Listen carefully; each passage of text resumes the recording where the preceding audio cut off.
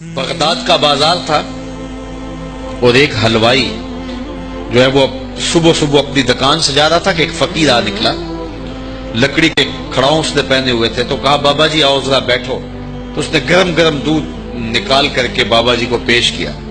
صبح کا موقع تھا، اس نے پیا اور اللہ کا شکر ادا کیا اور اس کو بھی کہا تیرا بھی شکریہ، اور فقیر آگے چل پڑا۔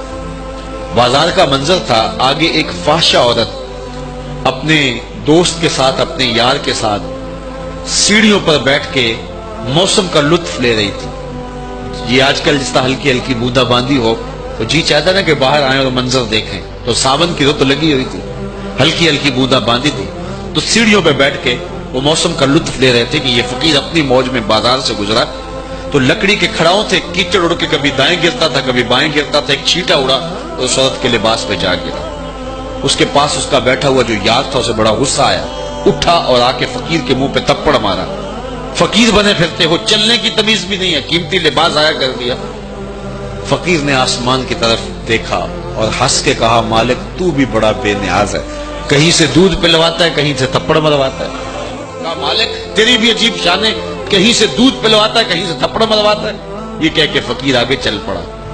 وہ عورت چھت پہ جانے لگی تو پاؤں پھسلا سیڑھی سے تو سر کے بل گری، چوٹ کوئی ایسی آئی کہ موقع پہ فوت ہو گئی۔ شور مچ گیا کہ فقیر نے کوئی بد دعا دی تھی آسمان سے منہ کر کے، تو یہ قیمتی جان چلی گئی۔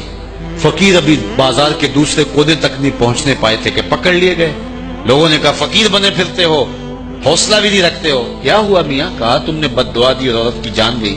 کہا واللہ میں نے تو کوئی بد دعا دی تھی۔ کہا نہیں تیری بد دعا کا کیا دھرا ہے۔ لوگوں نے جو ہے وہ ضد کی کہ تو نے کوئی بد دعا دی تھی تب ایسا ہوا ہے۔ جب لوگوں نے ضد کی نا، اس نے کہا اگر سچی بات پوچھتے ہو نا تو میں نے بد دعا کوئی نہیں دی، یہ اصل میں یاروں یاروں کی لڑائی ہے۔